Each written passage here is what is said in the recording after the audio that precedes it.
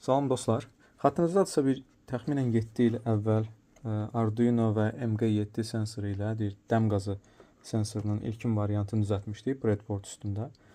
Ondan uzun müddət keçməyinə baxmayaraq bu tema hələ də aktiv olaraq qalır. Hətta mən deyərdim daha çox ildən-ilə təəssüf ki bundan əziyyət çəkənlər, zəhərlənənlər, hətta dünyasını dəyişənlərin sayı artır. Ona görə bu mövzuya biraz daha yenidən həm diqqət ayırmaq, həm də insanlar arasında biraz məlumatlığı artırmaq məqsədi ilə fərqli dəm qazı sensorları əldə etmişəm. Bu belə portativ variantdır. Üzərinizdə gəzdirə biləcəyiniz və yaxud hardasa yerləşdirə biləcəyiniz bu batereya ilə işləyən variantdır. Bu birisi, ikisi isə sırf elektrik şəbəkəsinə qoşulu olan halda işləyir. Həm dəm qazını əsas ekranda belə gördüyünüz kimi göstərir.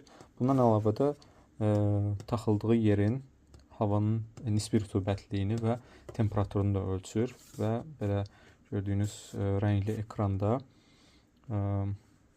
gözəl formada, yəni evin dizaynına çox da xələl gətirmədən göstərir. Bunları növbəti günlərdə və yaxud da həftələrin birində detallı test edəcəm hər birini. Həm içini açıb baxacaq, həm ölçü parametrlərini, ölçmə dəqiqliyini və s. Düzdür, mən əlimdə kalibrasiya olunmuş bir ölçü cihazı yoxdur, amma yenə də bu üçünü bir paralel müqayisə elədikdə müəyyən bir nəticəyə oradan gəlmiş olacaq.